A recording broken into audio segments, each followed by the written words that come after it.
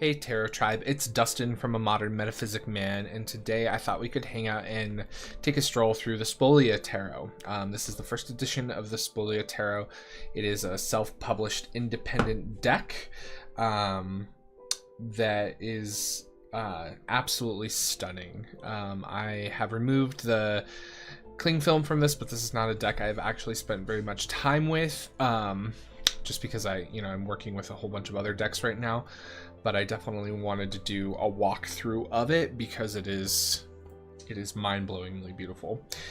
So the deck itself comes in a standard sort of tuck box that's not very sturdy. Actually, mine is sort of coming apart here at the side. I had to put some double-sided tape. It got beat up in the trip here, but other than that, it's pretty standard. It has a little cutout for the thumb under the seal, but because I like the seal, I decided to open it up from the bottom. The back has 4 of the cards on it, and as you can see, this deck includes some extra cards because it's 94, which it actually follows more of the Minchiate Etruria system, if you're familiar with this deck. So if you like this historic deck, this is a must-have, and this is one of my all-time favorite historic decks. Actually, this deck right here is the deck that got me interested in historical tarot decks, and it's a beautiful deck that hopefully one day I'll take a stroll through. But back to the Spolia Tarot. So we'll crack this open from the bottom, and inside you get a nice little white book that has both the artist, which was Jen May, and the design was by Tara Romeo, and then the book itself was written by Jessa Crispin. So it is a collaborative deck, which I love collaborative decks. So inside you just find pages about the cards, as well as these little blurbs about numerology, which is great. But it's a pretty simple little white book. There's nothing mind-blowing in it, but it's pretty standard and it's nice. It's a decent size, a decent font. I don't feel like I'm having to strain to look at it. The card backs have these striated sort of purple marks on them, and it actually reminded me of lavender, so that's why I included the lavender in the video here, which is one of my all-time favorite herbs. But yeah, the backs are very simple. They are not entirely reversible. If you really know and study the back of the card, I guess you could figure out whether or not the card was reversed, but again, I don't read reversals, so it's not a big deal to me. The cardstock itself is nice. It's a matte finish cardstock. It's relatively thick. It's a very nice cardstock. It's almost similar to the new mass market edition of the Wild Unknown Tarot, so if you're familiar with that. The cards themselves are on a little bit of a larger size than your standard tarot. So this is a standard Rider-Waite Smith card. So as you can see, it's just slightly taller and slightly wider than this card is here. So they're a little bit bigger, which is nice. I like big decks, and this is a chunky, fat, big deck of cards. It's wonderful. It is 94 cards, like I said, and it includes some other cards. So let's take a look at the cards themselves.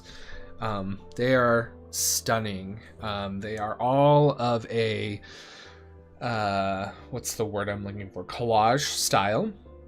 They all have this cream colored border with this red frame, which is nice. It's subtle. The numbers and the titles live on the frame, which is great, and the artwork is just stunning. So the Fool, our Magician. I love this High Priestess card. I love the duality, you know, the representation of the pillars. The snake, she still has her moon. It does follow a little bit of a rider system along with the historical referenced Minchiade Etruria, our Empress card, our Emperor, with a very phallic war helmet in the back. You still have your ram horns here at the bottom. Lots of color references. You'll notice there's a lot of color symbolism in this deck. Our Hierophant card, Lovers, our Chariot, 2 swans, Strength, our Hermit. No lantern in this Hermit card, which I did find interesting since that is such a... for me, it's just such a key part of the Hermit card. Wheel of Fortune, Justice,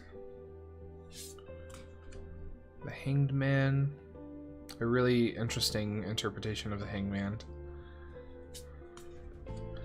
Beautiful Death card. I like that he's holding time within his hands. There's even a rotten apple at the bottom here. But on this side there's like budding plants, so the whole sort of life cycle of nature is represented here at the bottom. It's really cool. Temperance. You don't have the 2 cups with the sort of flowing alchemical water in this card, but I think it still really conveys the same sort of meaning. Devil. Very classic representation of the devil sort of eating a man.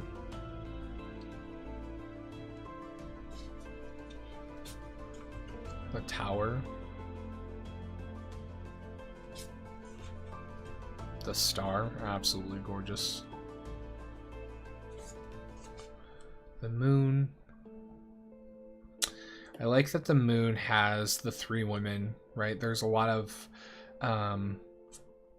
meaning behind it, right? It not only represents the triple aspect of the goddess, but the fates. You know, it has the snake in it. There's just so much symbolism within this card. Sun. And I love that the youth in this card is almost playing with the sun. Judgment.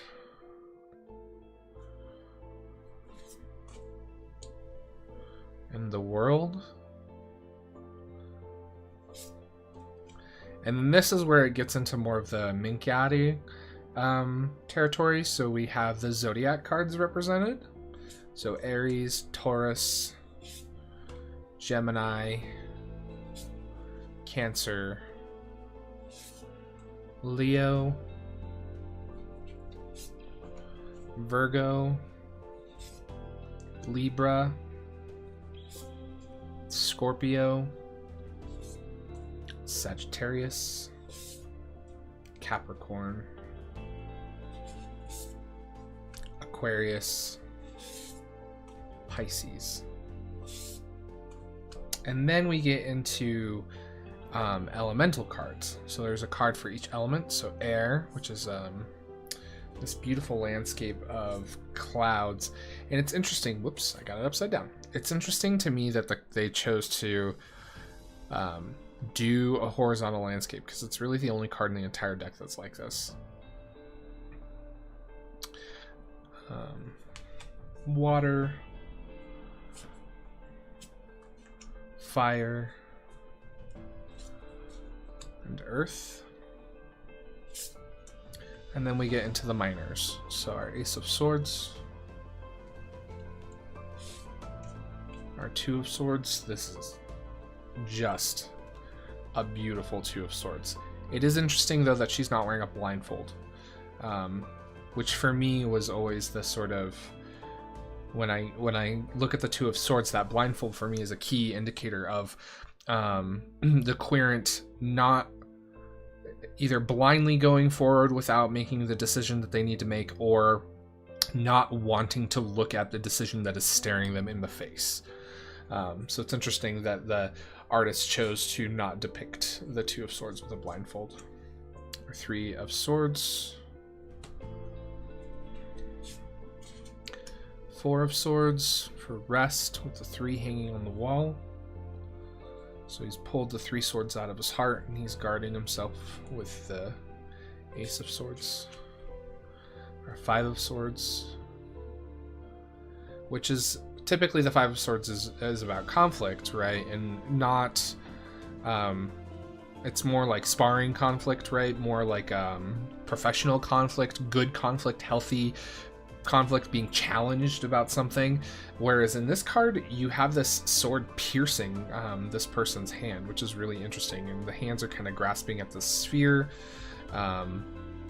So it's a little more brutal. 6 of Swords, one of my favorite sword cards. Row, row, row your boat gently away from all this shit.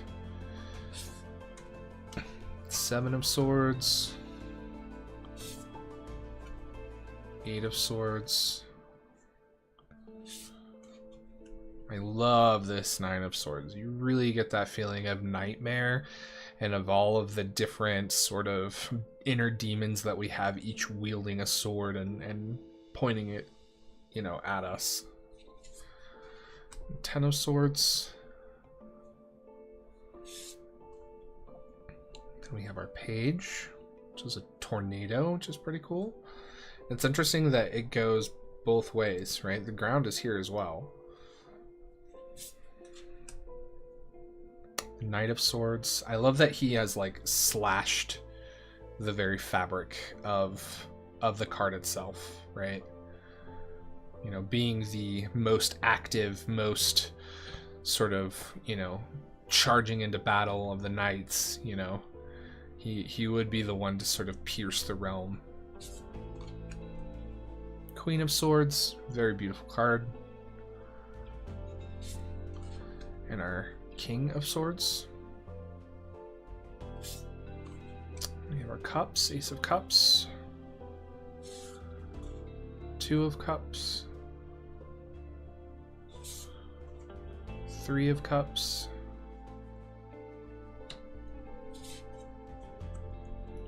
4 of Cups. 5 of Cups. I like the representation of the roots coming down. 6. 7, all the choices.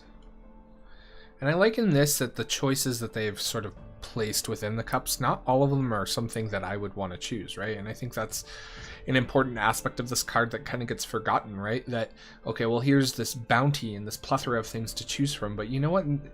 You may not want all of these cups, right? There are probably some cups you really want. Like, I love this cup with the crystals and the flowers and this cup with the house, but yeah, I could do without the cup with the snake or the dead person's hand. 8 of Cups, walking away from what you've built. I love that it's happening very much at the last point of the sunset, right? The sun has just gone beyond the horizon and you're just getting that scattering of light. 9 of Cups, material, happiness. And our 10 of Cups, a beautiful representation of the 10 of Cups with all the rainbows. We have our Page, our Knight, our Queen, and our King. And I think it's interesting that they represent the King sort of walking, you know, above the clouds, right? And when we think about this from a spiritual level, he is the one that has ascended beyond, and he wears, you know, the papal crown. So he has mastered his emotions. He's mastered his spirituality, and he can freely walk between our world and you know, heaven or the divine. So it's cool that they represent that. And obviously clouds also do have a water association, being water vapor. So I think it's a brilliantly masterful depiction of the King of Cups. Ace of Wands with the Phoenix on it. God, I love this Phoenix. It's perfect. 2, 3. I love the sense of light in this card. It's just stunning. 4. All the figures dancing in the background. It's great. 5. 6 of Wands. 7 of Wands. 8. 9 of Wands. 10 of Wands. You very much get that sense of, you know, carrying around all your burdens and all of the choices that you've made in life. Our Page. Our Knight. Our Queen. There's a very Egyptian motif going on, which is beautiful. I'm actually curious. Let's use this as our example. So we've got, so the queens, the book says the queens embody emotion. They exist in a state of love. They suit, the suit that they are in tells us how they express that emotion of love. So the Queen of Wands, this queen is a queen of desire. She creates her empire based on what she wants and what excites her. The excitement is contagious, but the Queen of Wands is always receptive, not hunting down the things she wants to drag, it back to her lair. Like Casanova himself, a definite Queen of Wands, she is the flame that brings the moth to her. Our Queen of Wands then is Cleopatra, using her combination of love and desire to bring what she wants to her. She was diplomatic, restrained, and wise, but burning with intensity. The hare and the salamander both have the ability, it is said, to live in fire. So lots of symbolism, lots of representations of things. Very, very much well thought out. And as you can see, the book doesn't give direct divinatory meanings. There are no keywords, there are no reversals. So it is a little bit of like, here's the symbols we used, why we chose them, descriptions of the cards, things like that, with some sort of guidance on what the card represents. But as far as divination goes, right, you're really relying on your intuition or knowledge about the tarot system and the Rider-Waite-Smith or the Minchiade deck. King of Wands. Then we get into our coins. So our Ace of Coins. I love this Two of Coins. You know, he's juggling away, and you have the ship in the background, and I love that it's a little bit more of a modern, right? Like he's someone from the turn of the century. Our Three of Coins. And I love the Three of Coins. You know, one of the things that I talk to a lot about with people that I do readings for or other tarot readers is, you know, a lot of people focus on, you know, it's a representation of, you know, group work and working together and things like that. But it also represents working with yourself and understanding the mind, the body, and the spirit, right? So in a traditional Rider-Waite deck, you have, you know, the man with the plan. You have the sort of spiritual monk person who represents spirit, right? The man with the plan, and then the person who's standing on a bench or a ladder in the sense, who represents the body, right? The person doing the physical aspect of the work. So yeah, it can represent working in a group, right? And working together with other people, but it can also represent just the querent, right? And them learning and understanding that they need to work with themselves, right? So in this representation, we have the mind here, represented by this cloaked figure who's holding the plan, the body, which is this artisan standing on top of the bench working on this beautiful carved stone pillar, and then you have the spirit, who is the monk, sort of guiding and saying, you know, we really want to convey these ideas. So it's an aspect of this card that I really like, and I think it still translates well here. 4 of coins, 5 of coins. This is probably the creepiest card in the deck.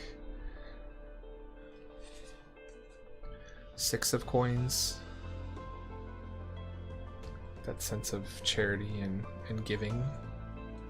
7 of coins, you know, planting your seeds for your material and worldly wealth. 8 of coins, the artisan ever perfecting his trade. 9 of coins and 10 of coins. Which I like, the coins surround the door, right? And you have them enjoying all of their, you know, worldly goods, but at the same time they're out in nature, right? Which I think is a really cool depiction, right? Usually this card's depicted with the family sitting indoors, looking out onto the world, where we are indoors with all their worldly goods, but they're outside still enjoying nature and the things that the earth provide us for free, realistically. Our page, our knight, our queen. And this queen is interesting because she's invisible. And I'm not sure why. I'll have to look in the guidebook. And our king. So yeah, the Spolia Tarot. It is a gorgeous deck. It's one that I've had sitting on my shelf for about a month now. But I really haven't had the time really to dive into it. And because the images are so full of symbolism and mythology and references to different art styles and art history, you know, I really want to sit down and spend some time with the guidebook, going through it and learning about all of the different cards and why the creators chose to include the symbols and the art style and things like that they chose. So yeah, I hope you enjoyed it. Let me know in the comments below if you did. Let me know what you guys think in general. I would love to hear more feedback from you guys. If there's specific decks you want to look at, if there's topics you would like to discuss, if you want to know more about me, or you want to, you know, want me to do more VRs or whatever it is, let me know in the comments below.